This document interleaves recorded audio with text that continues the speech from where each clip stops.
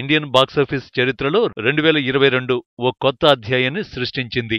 మునుపెన్నడూ లేని రీతిలో వరుసగా సీక్వెల్స్ కి ఘన విజయాలు దక్కాయి. దృశ్యం 2 సూపర్ హిట్ గా దూసుకెళ్లింది. కేజీఎఫ్ 2 1250 కోట్లని కొల్లగొట్టి పాన్ ఇండియా రేంజ్ లో బాక్సాఫీస్ ని షేక్ చేసింది. కార్తికేయ 2 పాన్ ఇండియా వసూళ్లతో కాకర్రేపింది. సోగ్గాడే చిన్ని నాయన చిత్రానికి సీక్వెల్ గా వచ్చిన బంగారాజు సక్సెస్ ని సాధించింది. రీసెంట్ గా హిట్ 2 హిట్ దిశగా దూసుకెళ్తోంది. ఇవన్నీ దక్షిణాది చిత్రాలు. అంతేకాదు పలు ఉత్తరాది చిత్రాలు కూడా సీక్వెల్స్ గా రూపొంది హిట్ ఖాతాలో జమయ్యాయి.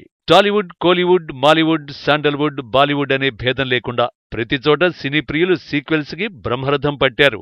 ఈ ట్రెండ్ ను కొనసాగిస్తూ గత సంవత్సరాంతంలోని బ్లాక్ బస్టర్ పుష్ప 1 కి సీక్వెల్ పుష్ప 2 ని తెరకెక్కిస్తున్నాడు సుకుమార్.